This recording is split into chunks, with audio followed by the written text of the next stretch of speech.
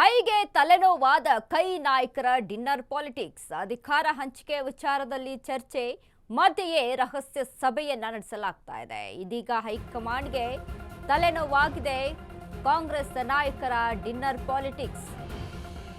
ಅಧಿಕಾರ ಹಂಚಿಕೆ ವಿಚಾರದಲ್ಲಿ ಚರ್ಚೆ ಮಧ್ಯೆಯೇ ರಹಸ್ಯ ಸಭೆ. ಡಿಕೆಶಿ ಸಿಎಂ ಲಾಭಿ ವೇಳೆ ಜಾತಿವಾರು ನಾಯಕರ ಸಭೆ. ಕಾಂಗ್ರೆಸ್ ಪಕ್ಷದ ಲಿಂಗಾಯತ ಎಸ್ಸಿ ಎಸ್ಟಿ ನಾಯಕರ ಪ್ರತ್ಯೇಕ ಸಭೆಗಳು. ಡಿನ್ನರ್ ಮೀಟಿಂಗ್ ವೇಳೆ ಸಿಎಂ ಡಿಸಿಎಂ ಸ್ಥಾನಗಳ ಹಂಚಿಕೆ ಬಗ್ಗೆ ಚರ್ಚೆ. ಸಿಎಂ ಡಿಸಿಎಂ ಸಚಿವ ಸ್ಥಾನಕ್ಕಾಗಿ ಸಮುದಾಯವಾರು ನಾಯಕರ ಪ್ಲಾನ್. ಸಮುದಾಯದ ಹೆಸರಲ್ಲಿ ಸಚಿವ ಸ್ಥಾನಕ್ಕೆ ಬೇಡಿಕೆ ಇಡಲು ನಿರ್ಧಾರವನ್ನ ತೆಗೆದುಕೊಂಡಿದ್ದಾರೆ. ಸಿದ್ದು ಸಿಎಂ ಸ್ಥಾನದಿಂದ ಕೆಳಗಿಳಿಸಿದ್ರೆ ಯಾವ ಸಮುದಾಯದ ಬೇಡಿಕೆ ಇರುತ್ತೆ? ಸಿದ್ದರಾಮಯ್ಯ ನಂತರ ಸಿಎಂ ಸ್ಥಾನ ಒಕ್ಕಲಿಗ ಸಮುದಾಯಕ್ಕೆ ನೀಡುವ ಸಾಧ್ಯತೆ ಇದೆಯಾ ಅನ್ನುವಂಥದ್ದು ಮತ್ತೊಂದು ಕಡೆ. ಹೈಗೆ ತಲೆನೋವಾದ ಕೈ ನಾಯಕರ ಡಿನ್ನರ್ ಪಾಲಿಟಿಕ್ಸ್. ಅಧಿಕಾರ ಹಂಚಿಕೆ ವಿಚಾರದ ಚರ್ಚೆಯ ಮಧ್ಯೆ ಇದೀಗ dinner politics. DKShi CM lobby ವೇಳೆ ಜಾತಿವಾರು ನಾಯಕರ ಸಭೆ. ಕಾಂಗ್ರೆಸ್ ಪಕ್ಷದ ಲಿಂಗಾಯತ ಎಸ್ಸಿ ಎಸ್ಟಿ ನಾಯಕರ ಪ್ರತ್ಯೇಕ ಸಭೆಗಳು ನಡೀತಾ ಇದೆ ಒಂದ್ ಕಡೆ. ಇನ್ನೊಂದು ಡಿನ್ನರ್ ಮೀಟಿಂಗ್ ವೇಳೆ ಸಿಎಂ ಡಿಸಿಎಂ ಸ್ಥಾನಗಳ ಹಂಚಿಕೆ ಬಗ್ಗೆ ಚರ್ಚೆ ಇರುವಂತದ್ದು. ಸಮುದಾಯದ ಹೆಸರಲ್ಲಿ ಸಚಿವ ಸ್ಥಾನಕ್ಕೆ ಬೇಡಿಕೆ ಇಡುವಂತಹ ನಿರ್ಧಾರವನ್ನ ತೆಗೆದುಕೊಂಡಿದ್ದಾರೆ. ಸಿದ್ದು ಸಿಎಂ ಸ್ಥಾನದಿಂದ ಕೆಳಗಿಳಿಸಿದ್ರೆ ಯಾವ ಸಮುದಾಯದ ಬೇಡಿಕೆ ಏನಿದೆ? ಹಾಗಾದ್ರೆ ಸಿದ್ದರಾಮಯ್ಯ ನಂತರ ಸಿಎಂ ಸ್ಥಾನ ಒಕ್ಕಲಿಗ ಸಮುದಾಯಕ್ಕೆ ನೀಡಲು ಒತ್ತಡ ಒಂದ್ ಕಡೆ ಕೇಳಿ ಬರ್ತಾ ಇರುವಂತದ್ದು. ಇದೀಗ ಹೈಕಮಾಂಡ್ಗೆ ತಲೆನೋವಾಗಿ ಪರಿಣಮಿಸಿರುವಂತದ್ದು ಡಿನ್ನರ್ ಪಾಲಿಟಿಕ್ಸ್ಗಳು. ಒಂದ್ ಕಡೆ ಒಂದು ಬಣ ಇದೀಗ ಡಿನ್ನರ್ ಪಾಲಿಟಿಕ್ಸ್ ಅಲ್ಲಿ ಮುಳುಗಿದ್ರೆ, ಮತ್ತೊಂದು ಕಡೆ ಮತ್ತೊಂದಿಷ್ಟು ಸಚಿವರು ನಾಯಕರು ಅಲ್ಲಿ ಡಿನ್ನರ್ ಪಾಲಿಟಿಕ್ಸ್ ಅಲ್ಲಿ ಇರ್ತಾರೆ. ಹೀಗಾಗಿ ಯಾವ ನಿರ್ಧಾರವನ್ನ ತೆಗೆದುಕೊಳ್ಬೇಕು ಅನ್ನುವಂಥದ್ದು ಮತ್ತೊಂದು ಕಡೆ ಇರುವಂತ ಸಾಕಷ್ಟು ಪ್ರಶ್ನೆಗಳು ಇಲ್ಲಿ ಕಾಣಿಸ್ತಾ ಇರುವಂತದ್ದು. ಈಗಾಗಲೇ ಸದ್ಯಕ್ಕೆ ಸಿಎಂ ಕುರ್ಚಿ ಫೈಟ್ ನಲ್ಲಿ ಸಿಎಂ ಮತ್ತು ಡಿಸಿಎಂಗಳು ಹೊಡೆದಾಟವನ್ನ ನಡೆಸಿದ್ದಾರೆ. ಯಾಕಂದ್ರೆ ಡಿಸಿಎಂ ಒಂದ್ ಕಡೆ ನಿರಂತರವಾಗಿ ಸತತ ಪ್ರಯತ್ನದಲ್ಲಿದ್ದಾರೆ. ಅದ್ರ ಮಧ್ಯೆ ಇದೀಗ ಮತ್ತೆ ಲಿಂಗಾಯತ ಸಮುದಾಯದಲ್ಲಿ ನಡೀತಾ ಇರುವಂತಹ ಮೀಟಿಂಗ್ ಆಗಿರ್ಬೋದು, ಮತ್ತೊಂದ್ ಕಡೆ ದಲಿತ ಸಮುದಾಯದಲ್ಲಿ ನಡೀತಾ ಇರುವಂತಹ ಮೀಟಿಂಗ್ಗಳು.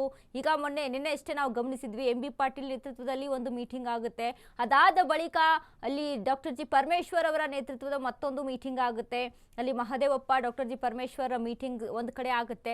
ಅಂದ್ರೆ ಇಲ್ಲಿ ಸದ್ಯಕ್ಕೆ ಇದೀಗ ಕುರ್ಚಿ ಕದನದಲ್ಲಿ ನಮಗೆ ಮುನ್ನೆಲೆಗೆ ಬರ್ತಾ ಇರುವಂತಹ ಹೆಸರು ಅಂತ ಅಂದ್ರೆ ಸಿದ್ದರಾಮಯ್ಯ ಅವರೇ ಕಂಟಿನ್ಯೂ ಆಗ್ತಾರಾ, ಅಥವಾ ಡಿ ಕೆ ಶಿವಕುಮಾರ್ ಅಲ್ಲಿ ಸಿಎಂ ಪಟ್ಟಾಭಿಷೇಕವನ್ನ ಅಲಂಕರಿಸ್ತಾರಾ ಅನ್ನುವಂಥದ್ದು.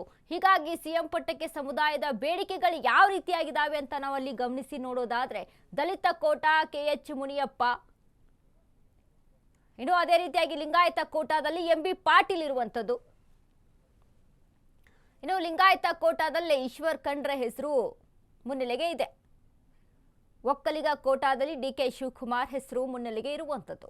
ಅಂದ್ರೆ ಇಲ್ಲಿ ನಾವು ಗಮನಿಸ್ತಾ ಇದ್ವಿ, ದಲಿತ ಕೋಟಾದಲ್ಲಿ ಜಿ ಪರಮೇಶ್ವರ್ ಮಹದೇವಪ್ಪ ಹೆಸರು ಒಂದ್ ಕಡೆ ಆದ್ರೆ, ಮತ್ತೊಂದು ಕಡೆ KH ಮುನಿಯಪ್ಪ ಹೆಸರು ಕೂಡ ಮುನ್ನೆಲೆಗೆ ಇರುವಂಥದ್ದು. ಅಂದ್ರೆ ಇಲ್ಲಿ ಕೇಳಿ ಬರ್ತಾ ಇರುವಂತ ಸಮುದಾಯದ ವಾರವಾಗಿ ನಾವು ಕೇಳಿ ಬರ್ತಾ ಇರುವಂತ ಹೆಸರುಗಳ ಪೈಕಿ ನಾವು ಅಲ್ಲಿ ನೋಡೋದಾದ್ರೆ, ನಿನ್ನೆ ಕೂಡ ಗಮನಿಸಿದ್ವಿ, ನಾನು ಆಗ್ಲೇ ಹೇಳಿದೆ, MB ಪಾಟೀಲ್ ನೇತೃತ್ವದ ಒಂದು ಸಭೆ ಆಗುತ್ತೆ ಲಿಂಗಾಯತ ಸಮುದಾಯದಿಂದ. ಮತ್ತೊಂದು ಕಡೆ ದಲಿತ ಸಮುದಾಯದ ವಿಚಾರಕ್ಕೆ ಸಂಬಂಧಪಟ್ಟಂತೆ ಅಲ್ಲಿ ಪರಮೇಶ್ವರ್ ಹಾಗೂ ಮಹದೇವಪ್ಪ ಅವರ ನೇತೃತ್ವದಲ್ಲಿ ಮತ್ತೊಂದು ಸಭೆ ಆಗುತ್ತೆ. ಅಂದ್ರೆ ಇಲ್ಲಿ ನಾವು ಗಮನಿಸಬೇಕು, ಯಾಕಂದ್ರೆ ಯಾವ ಕಾರಣಕ್ಕೆ ಈ ರೀತಿಯಾಗಿ ಒಂದು ಸಿಎಂ ಫೈಟ್ ವಿಚಾರದ ಕುರಿತಾಗಿ ಅಲ್ಲಿ ಫೈಟ್ಗಳು ಇಷ್ಟರ ಮಟ್ಟಿಗೆ ಅಲ್ಲಿ ಏರ್ಪಟ್ಟಿದೆ ಅಂತ ನಾವು ಗಮನಿಸಿ ನೋಡೋದಾದ್ರೆ, ಈಗಾಗಲೇ ಸಿಎಂ ಸಿದ್ದರಾಮಯ್ಯ ಹಾಗೂ DK ಶಿವಕುಮಾರ್ ಮಧ್ಯೆ ನಡೆದಂತ ಈ ಒಂದು ಕುರ್ಚಿ ಫೈಟ್ ಏನಿದೆ, ಇದೀಗ ಯಾಕೆ ನಾವು ಕೂಡ ಆಗ್ಬಾರ್ದು, ನಾವೇನು ಸನ್ಯಾಸಿಗಳ ಎಲ್ಲವನ್ನ ತುರಿದ್ಬಿಟ್ಟು ನಾವು ಅಧಿಕಾರದಲ್ಲಿ ಅಂದ್ರೆ ರಾಜಕೀಯಕ್ಕೆ ಬಂದಿದೀವಾ?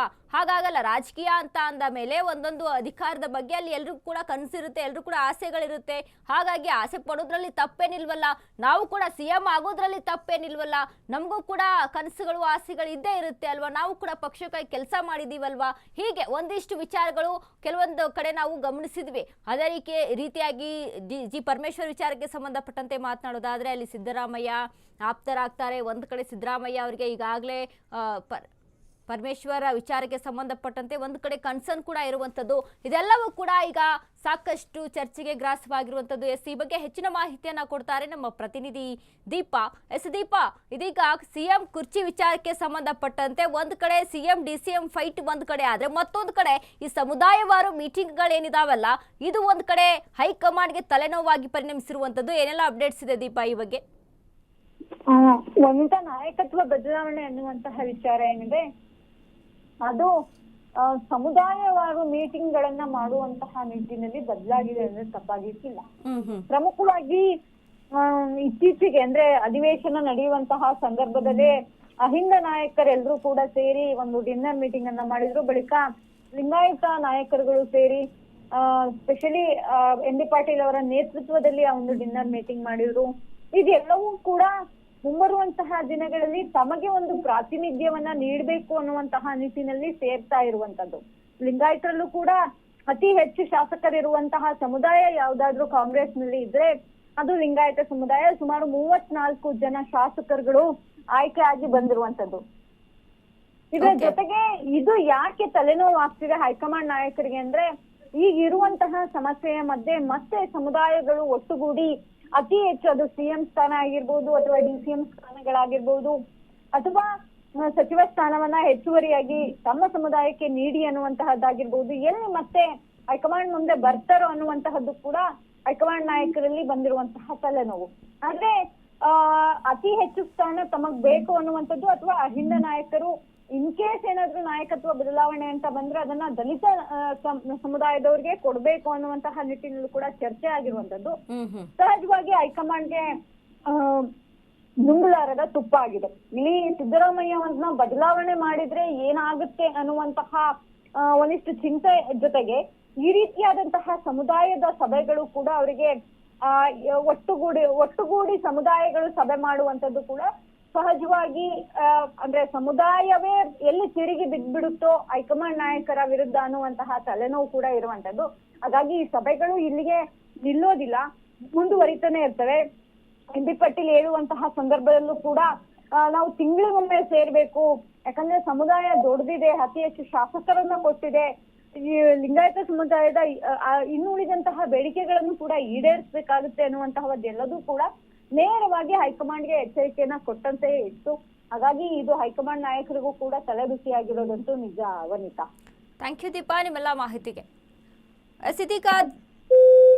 ಇದೀಗ ದಲಿತ ಕೋಟಾ ವಿಚಾರಕ್ಕೆ ನಾವು ಅಲ್ಲಿ ಮಾತನಾಡೋದಾದ್ರೆ, ದಲಿತ ಸಿಎಂ ರೇಸ್ನಲ್ಲಿ ಜಿ ಪರಮೇಶ್ವರ್ ಇನ್ನು ಸಿದ್ದು ಡಿಕೆಶಿ ನಂತರ ದಲಿತ ಸಮುದಾಯಕ್ಕೆ ಸಿಎಂ ಸ್ಥಾನಕ್ಕೆ ಬೇಡಿಕೆ ಇರುವಂಥದ್ದು. 8 ವರ್ಷಗಳ ಕಾಲ ಕೆಪಿಸಿಸಿ ಅಧ್ಯಕ್ಷರಾಗಿ ಪಕ್ಷ ಸಂಘಟನೆ ಗೃಹ ಸಚಿವರಾಗಿ ಸಮರ್ಥವಾಗಿ ಕಾರ್ಯನಿರ್ವಹಿಸಿದ್ದಾರೆ ಜಿ ಪರಮೇಶ್ವರ್. ಸೊ ಹೀಗಾಗಿ ಅವರ ಹೆಸರು ಕೂಡ ಅಲ್ಲಿ ರೇಸ್ನಲ್ಲಿ ಇದೆ, ಅಂದ್ರೆ ಮುನ್ನೆಲೆಗೆ ಇದೆ. ಇನ್ನು ದಲಿತ ಕೋಟಾದಲ್ಲಿ ಸಿಎಂ ಸ್ಥಾನದ ರೇಸ್ನಲ್ಲಿರುವಂತಹ ಹಿರಿಯ ನಾಯಕ KH ಮುನಿಯಪ್ಪ ದಲಿತ ಕೋಟಾದಡಿ ಸಿಎಂ ಸ್ಥಾನದ ರೇಸ್ನಲ್ಲಿ ಏನಿವರು ಈಗ ಫೈಟ್ ಅನ್ನ ಮಾಡ್ತಾ ಇದ್ದಾರೆ. ಕೇಂದ್ರ ಸಚಿವರಾಗಿ ರಾಜ್ಯ ಸಚಿವರಾಗಿ ಕಾರ್ಯನಿರ್ವಹಣೆ ಹಾಗೂ ಹೈಕಮಾಂಡ್ ನಿಷ್ಠ ವ್ಯಕ್ತಿ ಆಧಾರದ ಮೇಲೆ ಸಿಎಂ ಸ್ಥಾನಕ್ಕೆ ಬೇಡಿಕೆಯನ್ನ ಇಟ್ಟಿರುವಂತದ್ದು. ಇನ್ನು ಮತ್ತೊಂದು ಕಡೆ ಸಿಎಂ ಸ್ಥಾನದ ರೇಸ್ನಲ್ಲಿರುವಂತಹ ಲಿಂಗಾಯತ ಸಮುದಾಯದ ನಾಯಕರಾದ MB ಪಾಟೀಲ್ ಮತ್ತು ಈಶ್ವರ್ ಖಂಡ್ರೆ ಲಿಂಗಾಯತ ಸಮುದಾಯದ ಪರವಾಗಿ ಅತಿ ಹೆಚ್ಚು ಶಾಸಕರ ಆಯ್ಕೆ ಮೇರೆಗೆ ಸಿಎಂ ಸ್ಥಾನಕ್ಕೆ ಬೇಡಿಕೆಯನ್ನ ಇಟ್ಟಿರುವಂತದ್ದು. ಸೊ ಹೀಗಾಗಿ ಯಾವ ರೀತಿಯಾಗಿ ಇದು ಒಂದು ರೀತಿಯಾಗಿ ಅಂದ್ರೆ ಪ್ಲಸ್ ಆಗುತ್ತಾ ಅಥವಾ ಮೈನಸ್ ಆಗುತ್ತಾ ಮುಂದಿನ ದಿನಗಳಲ್ಲಿ ಅನ್ನುವಂಥದ್ದು ಒಂದು ಕಡೆ ಜನರಿಗೆ ಕನ್ಫ್ಯೂಷನ್ ಅಲ್ಲಿ ಇದ್ದಾರೆ. ಇನ್ನು ಅದ್ರ ಜೊತೆಗೆ ಈಗಾಗಲೇ DCM DK ಶಿವಕುಮಾರ್ ಒಂದು ಕಡೆ ತಂತ್ರವನ್ನ ರೂಪಿಸ್ಕೊಂಡು DKC ಬನದ ವಿಚಾರದವಾಗಿ ಸಂಬಂಧಪಟ್ಟಂತೆ DKC ಬನಕ್ಕೆ ವಿಚಾರದ ಸಂಬಂಧಪಟ್ಟಂತೆ ಅಲ್ಲಿ ಮಾತನಾಡ್ತಾರೆ. ಅಂದ್ರೆ DKC ಆಪ್ತರು ಕೂಡ ಕೆಲವೊಂದು ಕಡೆ ಮಾತನಾಡಿದ್ದನ್ನ ನಾವು ಗಮನಿಸಿದ್ವಿ. ಈ ಬಜೆಟ್ ನಂತರ ಸಿಎಂ ಪಟ್ಟ ಬದಲಾಗೋದು ಖಂಡಿತ ಅನ್ನುವಂಥ ವಿಚಾರಗಳು ಒಂದು ಕಡೆ ಕೇಳಿ ಬರ್ತಾ ಇರುವಂಥದ್ದು.